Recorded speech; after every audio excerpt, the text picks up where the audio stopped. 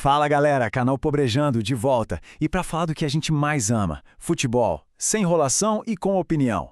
Já deixa o like, se inscreve e bora! E hoje vamos dar sequência à série com o título Heróis Improváveis. Dessa vez, a gente vai mergulhar numa das maiores epopeias da história do futebol, a jornada simplesmente inacreditável do FC Porto na Liga dos Campeões de 2004. Uma história clássica de Davi contra Golias, sabe? Só que orquestrada por uma mente que ia mudar o jogo para sempre. Olha essa frase. Sério, ela resume tudo o que José Mourinho e aquele time fizeram. Eles não só desafiaram o que todo mundo esperava, eles na verdade viraram a mesa, reescreveram o que se achava que era possível no futebol europeu. Então, o nosso papo hoje vai ser o seguinte. A gente começa falando do cenário da época, o palco dos gigantes. Depois, a gente entra na cabeça do Mourinho, a visão dele. Aí a gente passa pela jornada impossível, a conquista da Europa e, para fechar, como esse cara virou um fenômeno. Bora lá! Então vamos começar pelo começo. Para a gente ter uma noção do tamanho do que eles fizeram, a gente precisa voltar no tempo, lá para 2004. Pensa só, o futebol europeu era tipo um clube do bolinha dos milionários. Era um território dominado por clubes com orçamentos surreais e times cheios de galácticos. E o contraste era absurdo. De um lado você tinha os gigantes, né? Grana sobrando, jogadores que eram capa de revista, um ego que não cabia no estádio e aquela tradição toda. E do outro lado, o Porto.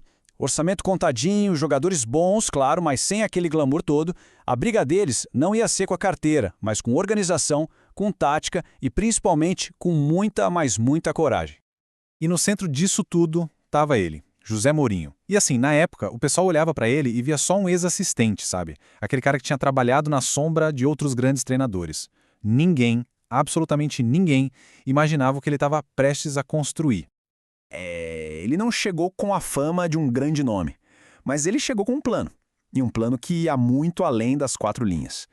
Ele queria forjar um time que fosse uma máquina tática, claro, mas que, acima de tudo, fosse uma fortaleza mental. Um time impossível de quebrar. E essa era a tal da filosofia Mourinho. Não tinha nada de sorte ali. Era método puro. Em campo, a gente viu uma disciplina tática rigorosíssima. O time era um bloco. Defendia junto e saía para o ataque com uma velocidade e precisão que era coisa de louco. Ele juntava isso com o domínio da mente dos jogadores.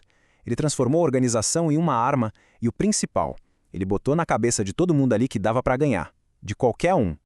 E ele fez isso com jogadores como o Deco, o Ricardo Carvalho, o Maniche, nomes que depois viraram gigantes, claro, mas que naquela época eram vistos como apenas talentosos. O Mourinho não precisou de estrelas prontas. Ele forjou as estrelas no meio da batalha. Beleza? Agora vamos para a campanha em si. Uma jornada que, sério, parece roteiro de filme de Hollywood. Cada fase era um teste para cardíaco, cada adversário era um gigante para derrubar. Olha só o caminho dos caras. Que pedreira! Primeiro, o Manchester United de Sir Alex Ferguson. Depois, o Lyon, que na época era uma máquina. Aí veio o Deportivo La Coruña, um time duríssimo. E para fechar, o surpreendente Mônaco. Não foi um passeio no parque, não. Foi uma escalada contra a elite da Europa. O ponto da virada para mim foi aqui, jogando lá no Teatro dos Sonhos contra o United. O jogo acabando, a vaga indo embora, e aí nos últimos instantes o Costinha acha um gol. Aquele gol ali não foi só a classificação.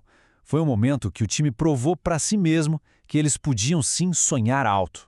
E quem é que não se lembra dessa cena? É icônica! O Mourinho correndo que nem um louco pela lateral do campo de Old Trafford, comemorando com os jogadores. Aquela corrida não foi só uma celebração, foi uma declaração. Foi ele dizendo pro mundo, a gente não tem medo de ninguém. E assim, superando todos os gigantes, o time chegou no jogo mais importante da vida deles, a grande final em Gelsenkirchen, na Alemanha. Era a prova de fogo, o teste final para a filosofia do Mourinho. E a data entrou para a história, 26 de maio de 2004. A final contra o Monaco, que também era uma surpresa, mas tinha jogadores como o Murientes e o Júli. A tensão ali era gigantesca. E o resultado? Não teve jogo apertado, não teve gol chorado no final. Foi um domínio completo. Um 3-0 incontestável, um atropelo.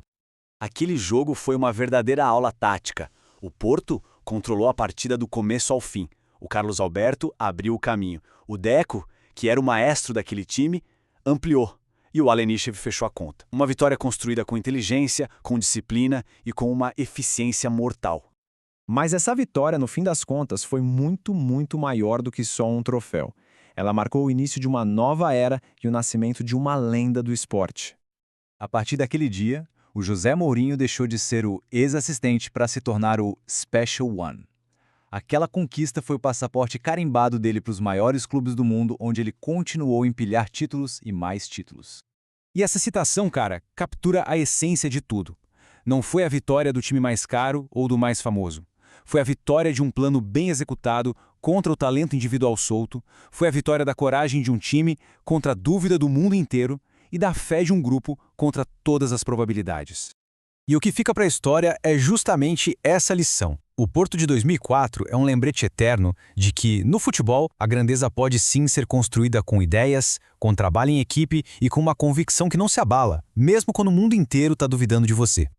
E isso tudo me deixa com uma pergunta para o futebol de hoje. Nessa era dominada por cifras astronômicas, que a gente nem consegue mais contar, a lição daquele Porto de 2004 ainda é válida? Uma estratégia genial e um grupo unido ainda podem superar o poder do dinheiro? A questão fica aí no ar. Comenta aqui embaixo e compartilha. Aqui é o Pobrejando, futebol raiz, resenha sincera e opinião sem filtro. Até a próxima.